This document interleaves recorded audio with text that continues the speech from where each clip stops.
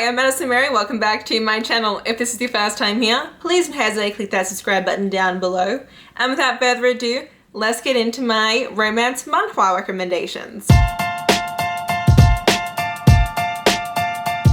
I have done manhwa recommendations in the past. I wanted to pick some that were, you know, adult romance manhwas instead, so they kind of fall more into like the josei kind of theme of things. And so I have 10 to recommend you today. You can find these on WEBTOON, TAPAS, and TAPPYTOON. All three of these apps are free to use. This video is not affiliated with any of them. I'm not being sponsored by these three apps. I wish I was. They'd probably pay a lot of money, so that would be awesome, but no. Instead, I'm here giving them free publicity. But I will also leave links to each of these down below, so in the description box you can just click on the link and it'll send you directly to the manhwa. So the first one is To Love Your Enemy, and this one is on WEBTOON. So we're following Yeonhee, and she has mastered the art of lying. She lies to everyone, and she is determined to leave her past behind and reinvent herself. The only problem is that she ends up actually running into someone from her past while she's at college, and she is immediately like freaked out. Things get really messy. She kind of starts falling for this guy at the same time, and he's a little bit snarky and aloof, and it's just a really great slice of life manhwa, if I'm being honest with you. It's about these two people who are just very much at odds with one another, who are very much opposites, kind of starting to fall for each other along the way and kind of accepting each other's differences and seeing each other for who they really are. And you know, it's a really fun ride. Then also on WEBTOON, we have Age Matters, and this is an age gap romance. So this one we're following a Korean woman who, you know, is about to turn 30, and she's like, what am I doing with my life? I'm not in a relationship. I don't have any long-term goals. Like, I just want to be with someone who I can spend the rest of my life with, so what am I doing wrong? And then she ends up being hired by this reclusive billionaire to be his assistant, and he's very young. I think he's like in his 20s or something, and they're very much at odds with one another because he never wanted her to be his assistant, and so he's very reluctant about her being there, and she's kind of like, oh, he's kind of attractive, but you know, he's too young for me, like this could never be. It's really funny. They are just like always at odds with one another. They're always like bickering, and it's a really adorable romance. It is age gap, which is just, it's a trope that I really do love now. I think that it can be super sweet, especially when the woman is older.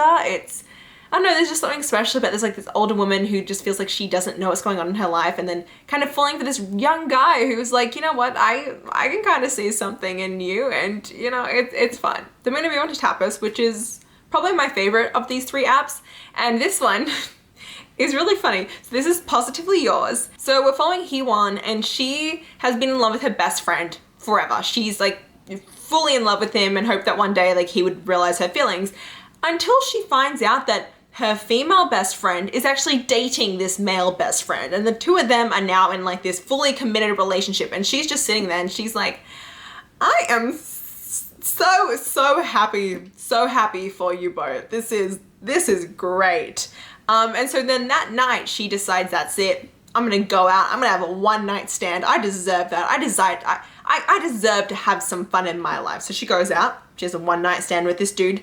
Doesn't know his name, knows nothing about him, and you know, leaves secretly in the night, and you know, it's all good. Until she misses her period, and she starts feeling a little bit nauseous, and she's like, something seems a little bit wrong here. So she goes to the, you know, doctors and finds out she is pregnant. And she's like, oh, good God, I don't even know who the father is. I don't even know his name. It was a one-night stand. And she is leaving the doctor's office, and she runs into one of the kids that she tutors. And she's like, oh, hi, child that I tutor. And then it turns out that the guy that she slept with is actually the brother of this kid. And she's like, oh my God. And he's like, you're pregnant? And she's like, no. And he's like, you're pregnant? And she's like, hey, yes, I'm pregnant. He's like, is it mine? And she's like, maybe. And he's like, I will help you look after this child. And she's like, no. I don't want anything from you. And he's like, no, I'm doing the right thing. I want to date you, I want to marry you, and I want to help look after this child. And it's hilarious because they're basically strangers, and so this one's really fun. I really had a blast with this one. Then we have one that is so sweet. Oh my God. Okay, this is called The Lady with the Mask. So in this one, I'm following Viola Lim, and by day she works as a secretary at this very famous company, and at nighttime she works secretly as a children's picture book author under the pen name Violet. One day she actually ended up writing this picture book that is kind of based off of how horrible her boss is, and she never really thought much of it, except for the fact that it turns out her boss, his nephew, absolutely adores this book, like loves it so much. And so he decides that he's going to track down this storybook author. He wants to find out who Violet is. And Viola is like, oh my God, he can never find out it's me. If he finds out it's me, he's gonna find out that I wrote this story about him and that I think he's an awful, awful person. She's like, he hates me as well as a secretary. Like, I don't know what to do. And so it is hilarious. It's also really, really sweet. And she's just extremely relatable. Like, she collects these antique dolls, and so she's constantly like trying to bid for them during her free time. And there's like this one time where she's trying to bid for it on her break, and then her phone dies and she like is freaking out. And then the boss comes in and he's like, what are you doing? And she's like, nothing. And he's like, uh-huh. And then she's like, good God. And then she goes to plug in her battery, and the bidding is over, and she lost this doll that she's been like, oh, it's a great one. This one's really funny. Then we have Lights, Camera, Love. So in this one, we're following Wan, and she is an aspiring actress who is phenomenal at just like faking her emotions and faking her feelings. The only problem is that when it comes to the superstar actor Jian Ning, she cannot hide her feelings for him, and the fact that she absolutely 110% hates his guts. She hates this man with such a passion that despite all her acting abilities, she cannot pretend to be okay in his presence. And as they start working more and more movies together, she's just really annoyed because he just does all these things that just really piss her off and just make her life more difficult. And she thinks that he's doing this all on purpose, but the more that she works with him, the more that she has projects with him, she starts to realize that there's a little bit more behind the scenes to do with this man, and she kind of thinks that maybe there is some potential to him, and it's them falling in love. The next one is probably my favorite on this list, okay? This is a business proposal. So in this one, we're following Hari, and she is a pretty successful businesswoman, but you know, there's nothing that stops her from getting a little bit of money on the side. And she has this best friend who is an heiress whose father is constantly trying to set up with men. And so she has this date with this man one night, and she's just like, look, I can't make it to this date. I don't want to go to it. Hari, can you go in my place and just, you know, be a vixen and like really just put this guy off so that he doesn't want to, you know, get engaged to me? Hari is like, I don't know, like that seems like a lot of effort on my behalf. And she's like, look, I'll pay you a shit ton of money if you will go in my place for this fake date. And Hari is like, okay. And so she gets all dressed up for this blind date. You know, she has a wig on, all this makeup, like dresses completely different. The problem is that when the blind date arrives, it's her CEO, and she's sitting there and she goes, oh God, I really, really hope he doesn't recognize me. And he doesn't. And so she, you know, pretends to be her best friend during this date and does like all these awful things that should turn a guy off instantly. And at the end of the date, he goes, I would like to get engaged to you. And she sits there and she's like, why? Why on earth? And so now she is stuck playing the role of her best friend to try and get rid of this guy who is her CEO and like trying to keep her identity a secret. And it is just hilarious, especially because her best friend ends up falling for the CEO's assistant, and it's such a mess. And the two of them together are hilarious because she's such a feisty personality, and she's just so much fun to be around and follow. And he's like really confused. He's like, I don't get why I'm having so much trouble meeting with this chick. Like, why can I not track her down? Like, who is she? Oh, it's a great one. And it's also actually being adapted into a live action. So I'm super stoked for that. Then we're moving on to TAPPYTOON. First we have Love Tractor, and this is a BL romance, which is male-male. So in this one I'm following Sanyol, and he is a very stressed out law student, and when he ends up having some family obligations that come up that require him to return to the countryside, he's like, you know what?